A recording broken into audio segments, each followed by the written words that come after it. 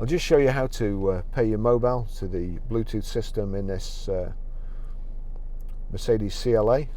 First of all, we make sure Bluetooth is on. There we go, just have a look, and then click this forward, navigate to telephone, click telephone. You've got options and connect device there. It's picking up my camera here, but we want connect device, so I'll click on connect device. And then you've got search for phones or search via telephone. So we'll search for phones via the car. Then, even though you've told it once, you've now got to tell it again. It's found my iPhone, so click on that, select. It should show up here any second. There you go. Passkey 771817. Does it match? Yes, it does. Pair, and then select yes on there.